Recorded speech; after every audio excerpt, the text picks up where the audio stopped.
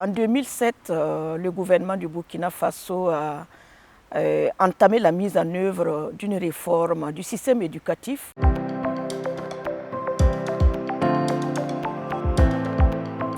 Dont l'élaboration a obéi à une démarche participative qui a impliqué toutes les composantes de la société.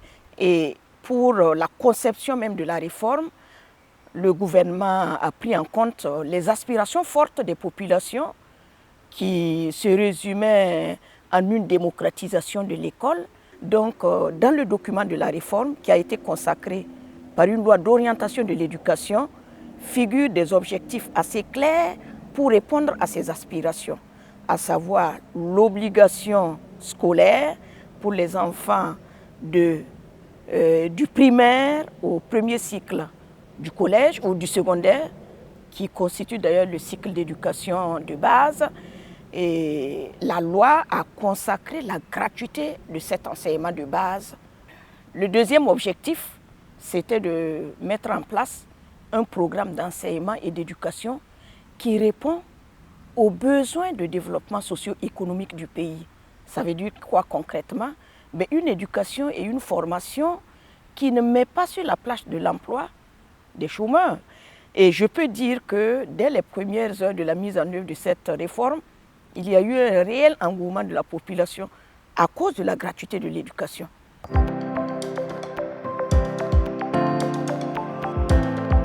12 ans après, nous pouvons nous réjouir de ce que la réforme suit toujours son cours.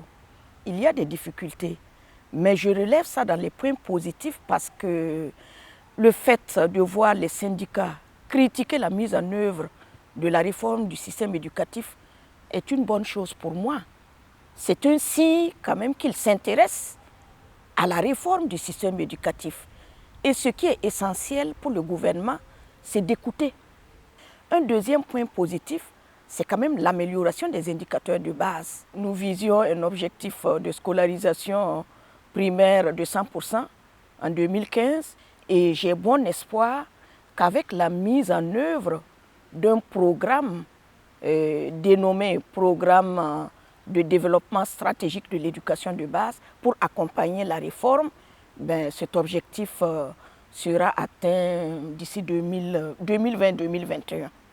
Alors le deuxième acquis, c'est l'effectivité des nouveaux cycles d'éducation, notamment au niveau de l'éducation de base, avec ce qu'on appelle la mise en place des complexes éducatifs.